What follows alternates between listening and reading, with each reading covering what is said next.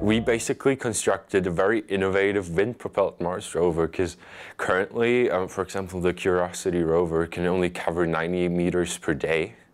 And our rovers are very cheap and efficient and wind-propelled, and they can cover about 1,000 square kilometers a day.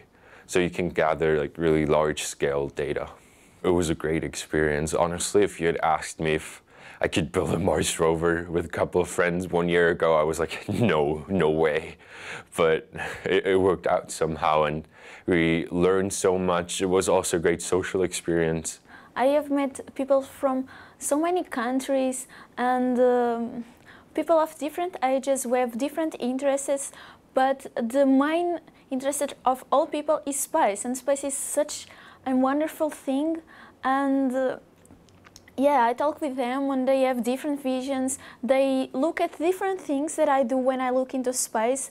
Most of the people I talk are engineers, and I'm a scientist, so it's funny to see how different things seems to us. It's nice. When I was a little kid, my dad always wanted me to become an astronaut, and I didn't want it. Though here I am now wanting to become an astronaut, and he doesn't. He doesn't. He thinks it's really scary. Yeah. I've learned a lot about Titan.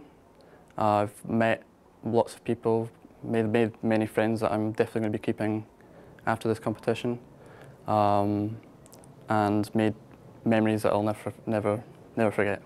I couldn't recommend it any higher. It's been so much fun, stressful at times, but very rewarding overall.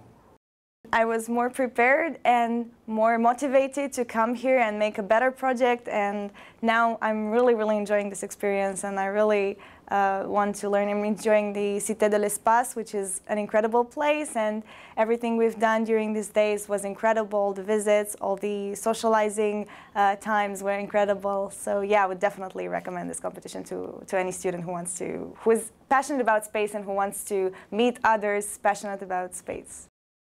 In school, in the formal education, sometimes you present mathematics or technology in kind, I would say, of abstract presentation. Here in this kind of contest, they are the actors, they propose, they do.